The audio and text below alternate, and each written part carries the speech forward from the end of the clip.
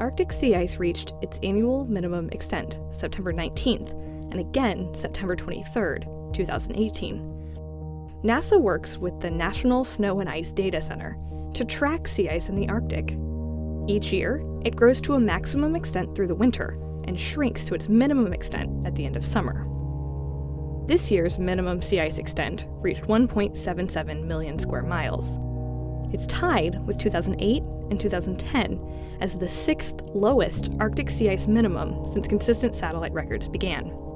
We need every single data point to string together a really nice time series, and that helps us understand the interannual variability and also the long-term trend.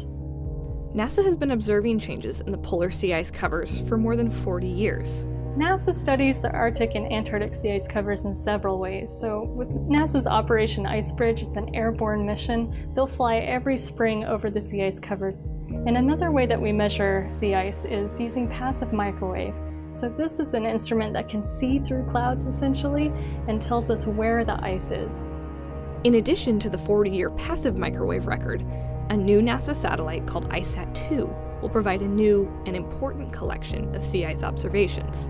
ISAT-2 just launched, and what it's measuring is really, really exciting. So I was talking about before how passive microwave tells us where the sea ice is. What ISAT-2 is going to do is tell us how thick the ice cover is. So it's measuring the freeboard of the sea ice cover. This is the amount of the ice that floats above the sea level line, just like an ice cube in a glass of water.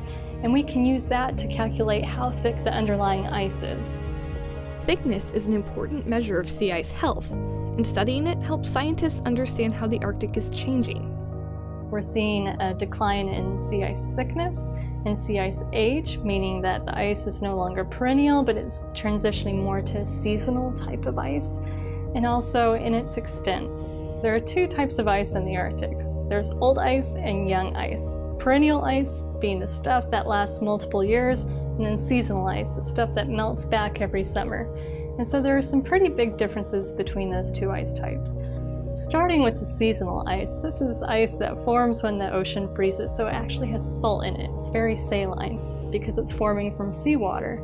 This stuff is usually thinner than the older ice, and because it has more salt, it's usually weaker in its structure, so it's easier to break up.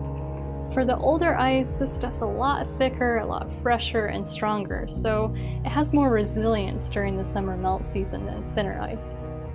With the successful launch of ISAT-2, NASA scientists will link the records of sea ice extent, age, and thickness to better understand how Earth's polar regions are changing.